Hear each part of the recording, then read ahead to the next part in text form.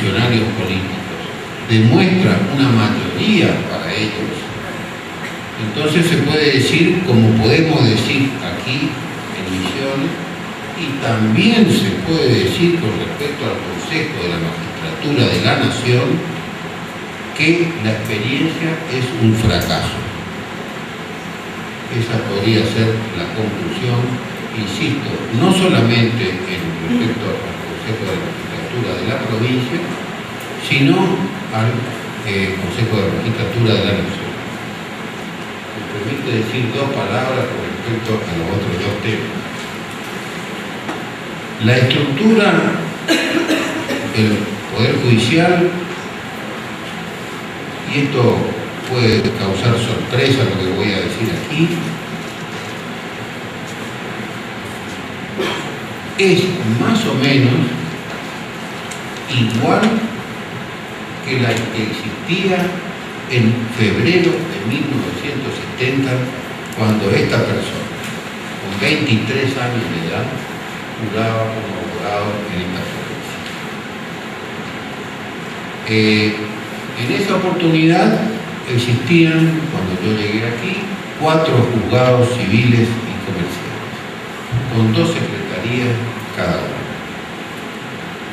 Se creó después un juzgado laboral que luego, bajo el imperio del gobierno militar, se anuló la existencia del juzgado laboral y pasaron a ser 5 juzgados civiles, comerciales y laborales. Perdón por el apuro, no he aclarado que me estoy refiriendo a la primera circunscripción judicial. Luego de esto, fuera de la creación del fuero del trabajo, que significó, eso sí, la implementación de juzgados especiales, en esta primera circunscripción primero fue el 1, luego 2 y luego se aumentaron a 2, los 4 actuales, y una Cámara de Apelaciones compuesta por 2 años. El resto de la estructura quedó igual, porque al suprimirse la doble secretaría, lo único que se hizo es que de 5 juzgados, con 2 secretarías cada uno, pasaron a ser 10 juzgados, 2 de familia y 8 civiles y comerciales, con una. O sea que estamos hablando de una misma estructura en un periodo, no sé si de 40 años, pero por lo menos podríamos asegurar que de 30. Como ha dicho el señor presidente del colegio en un medio periodístico el día de hoy, el crecimiento demográfico de la primera circunscripción judicial fue explosivo, y el mismo carácter tuvo el crecimiento de la litigiosidad. Por no hablar de la cantidad de abogados, que más o menos sigue a este crecimiento demográfico y de litigiosidad. De manera que es absolutamente imposible continuar con una justicia de este tipo. Por supuesto que un incremento de reparticiones judiciales como la que sería necesario requiere una discusión sobre el elemento presupuesto del Poder Judicial. Pero este es un elemento que es imposible debatir aquí, porque imbrica ya en una cuestión general que existe en este país, declamadamente federal y ferozmente unitario, donde un gobierno nacional, discúlpenme ustedes la grosería del término, roba los fondos que legítimamente le pertenecen a la provincia, incumple la Constitución Nacional al no sancionar la ley de coparticipación a la que está coordinado el Congreso de la Nación por la misma Constitución, y de esta forma los gobiernos provinciales se transforman, especialmente las pequeñas provincias como las nuestras, en administradores de miseria. Como administradores de miseria, otorgan el presupuesto al Poder Judicial, que más o menos esa miseria le permite. ya que junto con el problema de la justicia existen otros problemas graves también de repercusión presupuestaria, como es la salud, la educación, etc. El presidente del Colegio de Abogados dice en su declaración de hoy que el presupuesto del Poder Judicial representa un 3%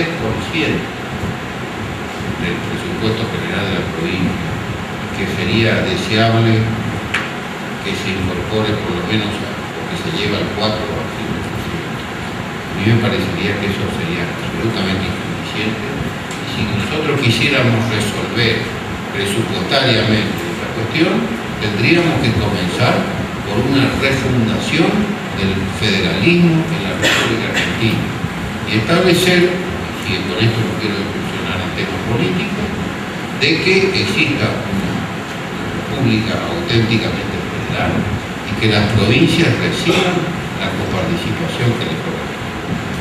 Lo último, el procedimiento.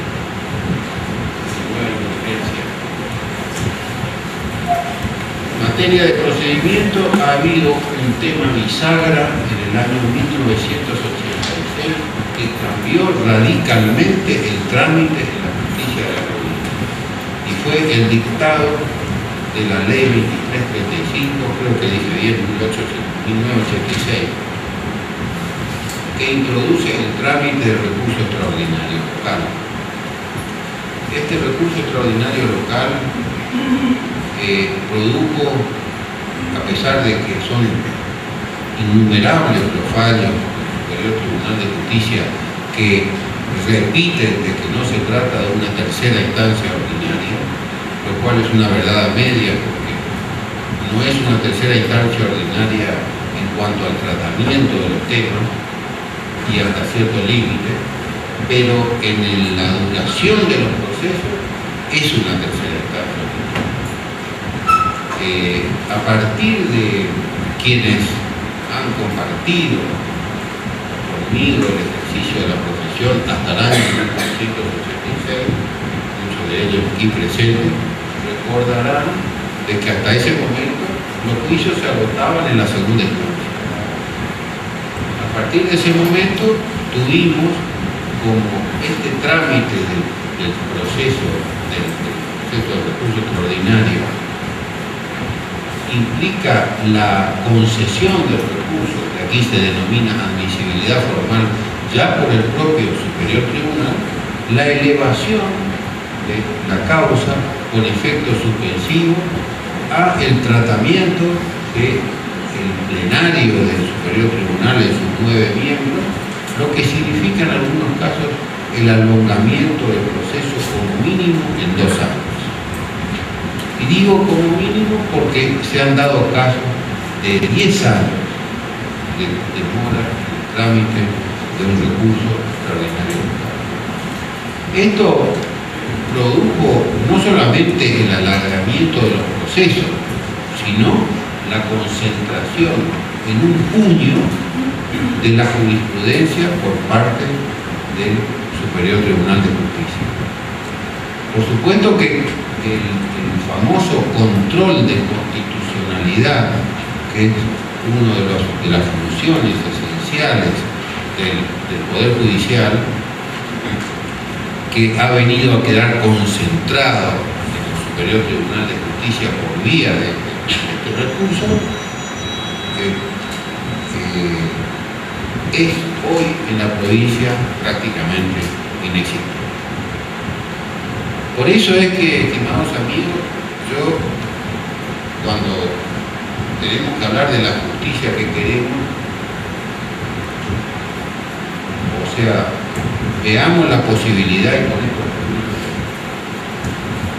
de que se produzca algún cambio en el sentido que venimos hablando,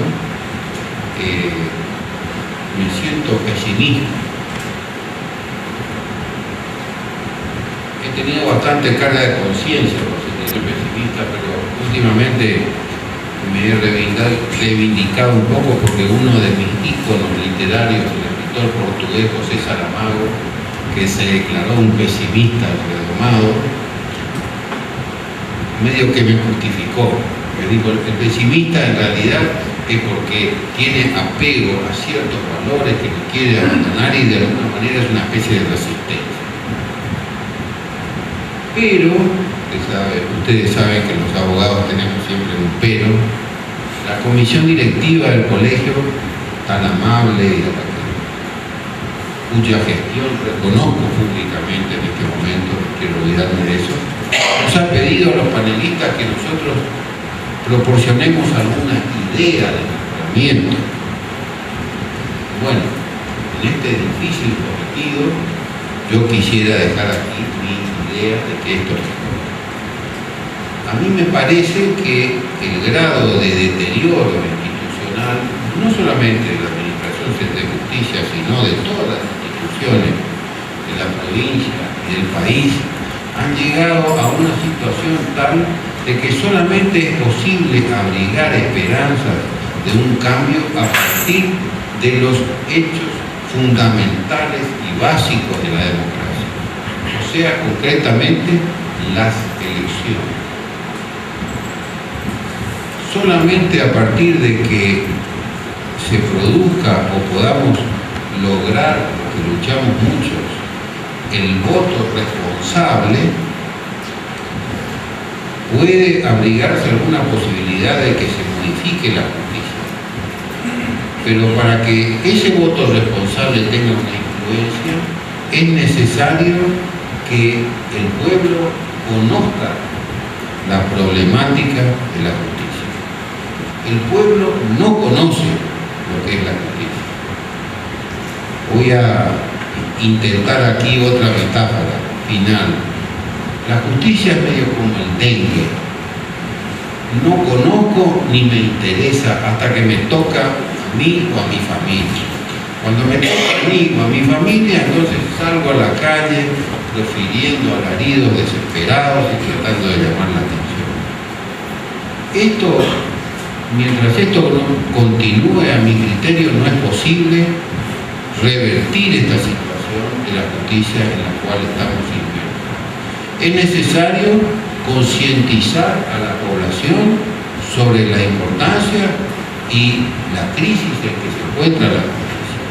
Y en esa tarea es fundamental la tarea de nosotros, los abogados. Creo intuitivamente, o es probable, que nosotros no hayamos sido lo suficientemente ilustrativos con nuestros clientes para explicarles la problemática real de la justicia.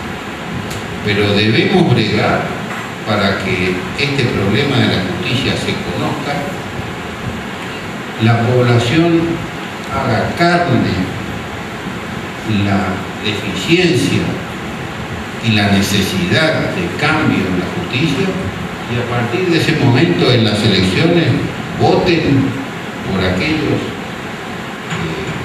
candidatos que le garanticen una situación de cambio en la justicia.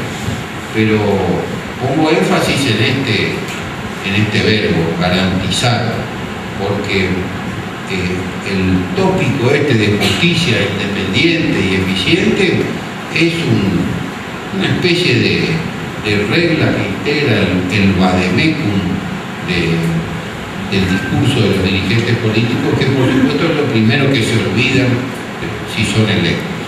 Es necesario que el electorado a ese nivel se concientice de este problema judicial, a partir de ese momento vote responsablemente y luego exija. Y entonces sí creo que podría abrigarse alguna esperanza de cambio en el Poder Judicial. Muchas gracias. Quizás el que tiene más publicidad y es el más olvidado. Y a diferencia de lo que decía el doctor Panza, yo alumno, efectivamente, sí, después en la vida de posgrado conocí y me conocí bastante. He sido alumno habitual del Premio Zaffaroni y me he formado en esa perspectiva, y de ahí quizás en algún sentido profundicé en aspectos antropológicos criminológicos y sociológicos para entender que para abordar conceptos como poder judicial, que a veces los abogados en la enseñanza que tenemos, producto de la modernidad del siglo XVIII, despegan de la política. Y justamente eso es ideológico. La construcción del Poder Judicial de hace 200 años, este Poder Judicial que nosotros conocemos, en corte, en realidad es una construcción napoleónica. Y Napoleón creó porque es un modo de control del poder. Es un modo de control del poder o de justificador del poder, de la manera que se pueda ver. En ese video que se va a proyectar después, y les recomiendo en alguna oportunidad, hay 2 libros muy buenos en Argentina, son creo que los únicos que trabajan este tema particular del Poder Judicial y de los modelos judiciales, porque cuando se habla de independencia del Poder Judicial a veces no se sabe bien qué se dice. En realidad hay 2 niveles de independencia, una interna, burocrática, y otra externa. El modelo que nosotros tenemos en Misiones, que nunca fue discutido, también en la Nación, es la transpolación del modelo napoleónico francés que llega acá y además ayornado en la década del 30, lo que hacemos penal, solemos conocer esto, por códigos procesales que vienen de Italia, de la mano de Arturo Rocco y Mazzini, códigos fascistas, que se introdujeron en un momento en la historia y que todavía, por ahí, por eso de que los abogados no tenemos una formación transdisciplinaria, lo perdemos. Recuerdo antes cuando se hablaba de la escuela de Córdoba, se decía se incorporaron los modelos procesales. Pero la escuela de Córdoba es la escuela fascista, viene de Italia. Y el Poder Judicial argentino, que nace ya a mediados del siglo XIX, siempre nace y funcionó en orden a sus designios, a sus constructores, un modelo judicial funcional. Hay 3 funciones que tiene el Poder Judicial. 3. Una, resolver conflictos. Cosa que, por ejemplo, el fuero penal no hace. No está diseñado para eso. Otra es el autogobierno. Y la tercera, la más importante, es el control de constitucionalidad.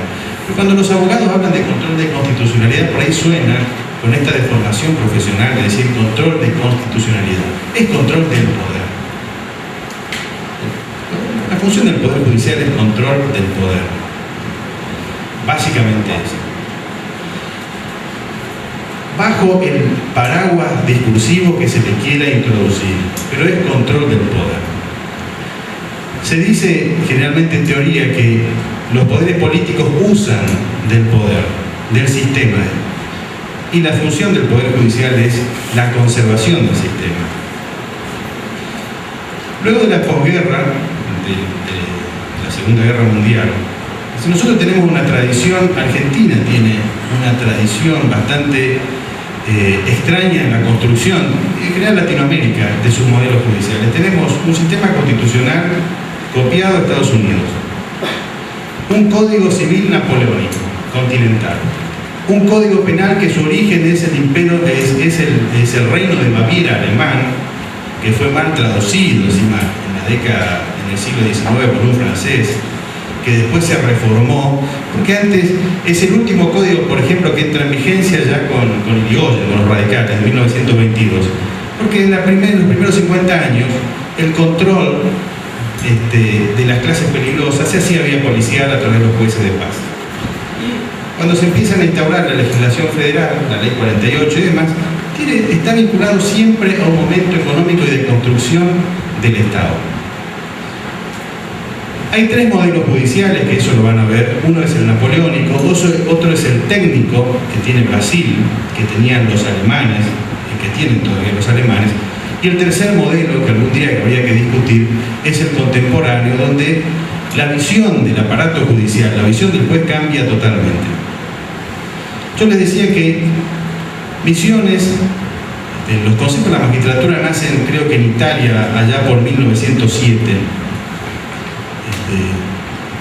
Hay algunas reformas, pasan por Francia vuelve a un sistema administrativo. Nosotros solemos decir administración de justicia. Esa palabra viene de los revolucionarios franceses, le sacan el poder, porque la revolución, y me voy un poquito para tratar de hacerlo más sintético e ir a la idea central. ¿Por qué no podemos jamás hablar del poder judicial, sino es hablar de construcción del poder y política, no hay forma. La Revolución Francesa, es decir, el sistema judicial, el sistema penal, por ejemplo, nace entre el siglo XI y XIII. Antes no existía. Antes existía lo que se llamaba derecho de bando. Cada señor, cada terrateniente ejercía su justicia, si es que había, por vía de multa, captaba recursos. Cuando las monarquías europeas empiezan a firmar, empiezan a hacer lo que los criminólogos llaman expropiación del conflicto. Es decir, las cuestiones judiciales, en vez de hacerle un privado o hacer entre las partes, la va a hacer el señor. Primero los señores terratenientes, después los señores feudales más grandes, y finalmente las monarquías en el siglo XIII-XIV en Alemania expropian el conflicto y empiezan a diseñar el Estado.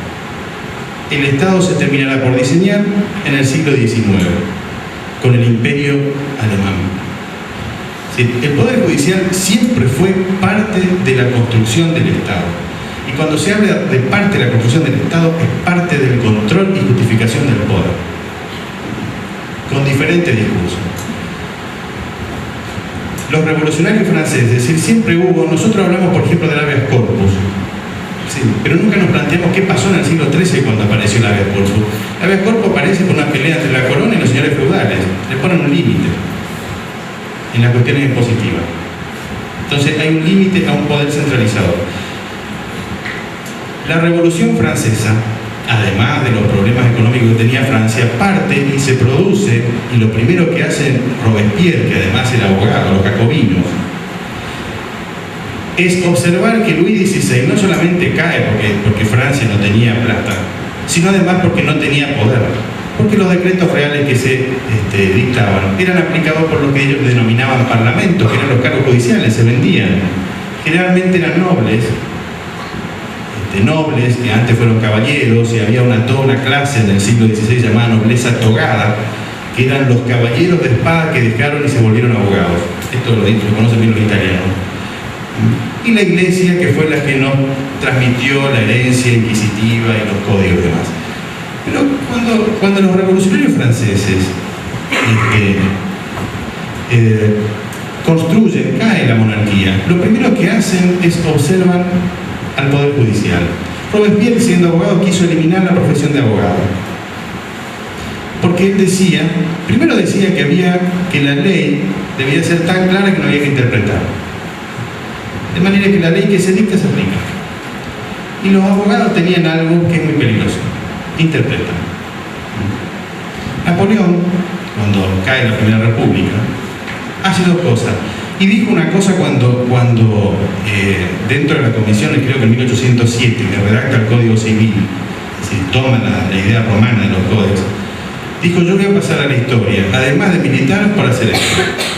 Genera un código napoleónico civil, ordena los bienes jurídicos en orden a una construcción clara que tenía del poder, y construye la agencia judicial que nosotros tenemos con remanentes del Imperio Romano, de la etapa imperial, es la peor etapa de los romanos. Construye la agencia judicial. Jueces de primera instancia, jueces, Cámara de Casación y arriba el emperador. La Cámara de Casación trae de un Estado alemán. Arriba, ¿qué es esto? Control del poder. Es control del poder. Esa estructura bonapartista de los poderes judiciales se transmitió y se enseñó. Por ahí yo quiero aclarar que en general soy bastante herético, me formé en una escuela bastante herética, pero esto se enseñó sin crítica, se enseña sin crítica. Y los abogados por ahí hablamos de independencia y no sabemos de qué se está hablando. Los políticos sin saber nada sí saben algunas cosas. Probablemente bastante más que nosotros, por lo menos en el uso del poder. Y a veces los jueces, sin saber demasiada autoridad, también saben. Saben que su poder es limitado y está limitado a que no se toquen determinados intereses. Esta es una construcción y este origen de esto es napoleónico. Este modelo judicial en Europa se intentó cambiar a partir después de la Primera Guerra, de la Segunda Guerra. Este modelo judicial, por ejemplo, en Alemania con la República de Weimar, los jueces que juraban por el emperador pasaron a jurar por la República y siguieron con las mismas prácticas. Se tendió a confundir digamos, imparcialidad o estabilidad o independencia en realidad, se confundió con estabilidad. De manera que la construcción de este modelo napoleónico dio lugar a lo que se conoce como carrera judicial. Zaffaroni dice que la carrera judicial no puede existir. Pueden existir carreras académicas, carreras teóricas. Las carreras judiciales no pueden existir, porque ese origen es origen napoleónico, y Napoleón copió eso de los... Todavía yo solía hablar con algunos jueces amigos y le preguntaba por qué se llaman oficial primero algunos escribientes. Y en general no saben, porque viene la copia del ejército francés. Esos modelos se trataron de cambiar a partir de los años 50. Porque esos modelos judiciales, no solamente en Europa, también en la Argentina, dieron lugar y no controlaron ninguna vez al poder, dieron lugar a los genocidios más grandes en la década del 40 en Alemania y al fascismo italiano, con la escuela que nosotros todavía estudiamos como tecnocrática y se enseña en las facultades, sin una escuela positivista de lectura de la ley, jamás levantar la mirada para mirar los principios constitucionales. Mirar acá nomás. Y dio lugar a una estructura judicial que fue tan funcional que no efectuó ni ejerció el mínimo poder para evitar las mayores tragedias del siglo XX. Este mismo modelo judicial, con algunos códigos penales, como uno que se llamaba Kirilenko, se utilizaron después en la Unión Soviética. El mismo modelo judicial. ¿Por qué? Porque valida y justifica el poder. Está verticalizado, hay un modelo de juez, Zaffaroni le voy a nombrar, que denomina eunuco, una construcción antropológicamente imposible, un juez que vive de los códigos, que no ve el mundo y que por ahí no lo ve, porque es mejor no ver el mundo porque se vuelve peligroso. Este modelo que Europa comienza a cambiar en la década del 50 con los consejos de la magistratura, no como el que tenemos acá, sino porque el que tenemos acá tiene una grave deficiencia, además de la sospecha, tiene una deficiencia estructural. El juez debe tener independencia interna y externa. Entre los jueces no debe entenderse que hay jerarquía, hay diferente competencia. Por lo tanto, el control disciplinario, si es que debe haber un control disciplinario, debe estar ubicado dentro del Consejo de la Magistratura, que debe ser el que debe integrar al Poder Judicial, o sea, incorporar a sus miembros, y el que los debe remover, y el que debe tener facultades disciplinarias, y el que debe manejar el presupuesto. La cúpula judicial, es decir, el Poder Judicial hay que tenderlo a hacerlo horizontal. Entre los jueces hay diferencias de competencia, no de jerarquía, de competencia. En general, esa competencia debe reflejar cierto prestigio profesional, académico de algún tipo, se supone. En segundo lugar, lo que debe discutirse es que estas tres funciones va a ayudar a la celeridad de la resolución de las causas. Me estoy refiriendo en mi fuero que es necesario crear el fuero comercial. Es indispensable, porque no se puede exigir a un juez que está con un daño y perjuicio, que está por una cuestión de sucesiones, que vaya a una cuestión de un concurso, que son bastante complejos y lleva mucho tiempo. Tiene que haber especialización. Obviamente que se hace necesario la creación